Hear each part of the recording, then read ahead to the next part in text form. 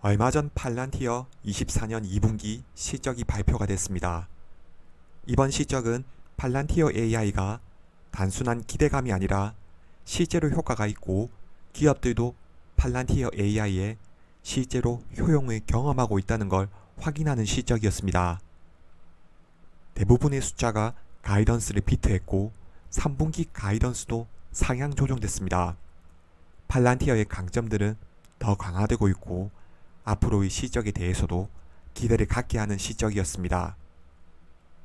어떤 부분에서 좋은 실적이었는지 앞으로의 팔란티어의 성장성에 대해서 하나씩 알아보도록 하겠습니다.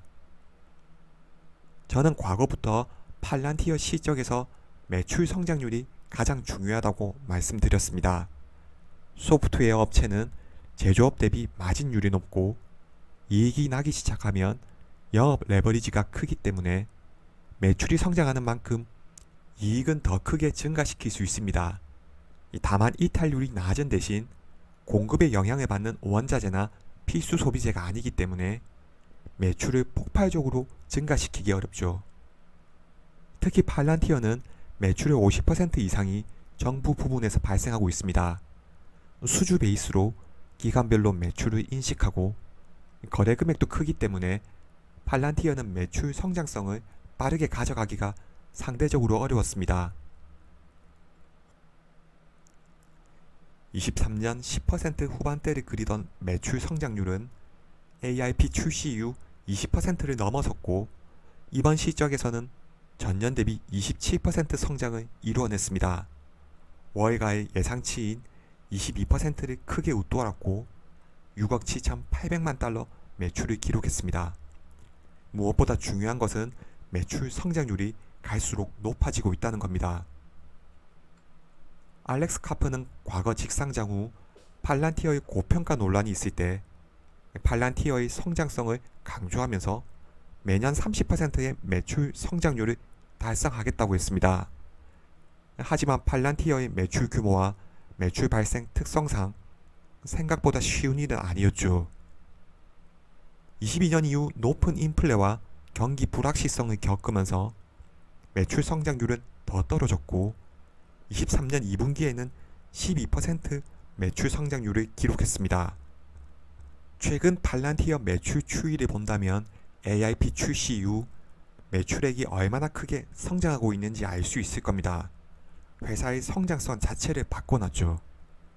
만약 팔란티어 AI에 대한 수요가 가속화되고 수주 금액이 빠르게 매출로 인식된다면 하반기 20% 후반의 성장률을 넘어서서 내년에 30% 매출 성장률 달성도 가능할 겁니다. 알렉스 카프는 상업 부문과 정부 부문 전반에 걸친 이번 분기 성장은 단순한 성능과 학문적 차원을 넘어선 인공지능 시스템에 대한 고객들의 끊임없는 수요에 기인한다고 했습니다. 특히 인공지능 플랫폼 AIP는 출시된 지 1년도 안 되었지만 팔란티어 사업 전반을 변화시켰다고 했습니다. 그리고 AI를 대규모 기관에 유용하게 만들어주는 효과적인 기업 플랫폼인 팔란티어 소프트웨어에 대한 지속적이고 무제한적인 수요는 줄어들 조짐이 보이지 않는다고 했습니다. 그리고 이를 실적으로 증명해 보였습니다. 작년 1분기 흑자 구조를 만들어낸 팔란티어는 매분기 재무 구조를 개선해 나가고 있습니다. 이는 매출 증가에 따른 영업 레버리지 효과겠죠. 특히 금년 매출이 큰 폭으로 증가하면서 이익은 더 크게 증가했습니다. 분기 동안 운영을 통해 1억 4,400만 달러의 현금을 창출했고 이는 전년 대비 60% 증가한 수치입니다. 조정된 잉여 현금 흐름은 1억 4,900만 달러로 전년 대비 55% 증가했습니다. 그리고 40억 달러의 현금성 자산을 보유하고 이번 분기를 마감했습니다. 팔란티어의 AI에 대한 시장의 평가는 차치하고 현재 AIP는 전방위적으로 엔터프라이즈 AI 프로덕션에 영향을 준다는 것이 증명되고 있습니다. 작년 6월 출시된 이후 미국 상업 고객의 성장률을 보면 시간이 지날수록 성장률이 가팔라지고 있죠. 상업 고객의 수는 전년 대비 83% 증가했습니다. 부트캠프는 여전히 주요 시장 진출 전략으로서 상업 고객 증가의 촉매제였습니다. 미국 상업 부문은 AIP가 새로운 고객 전환과 기존 고객 확장을 모두 주도하면서 전례 없는 수요를 계속 보고 있습니다.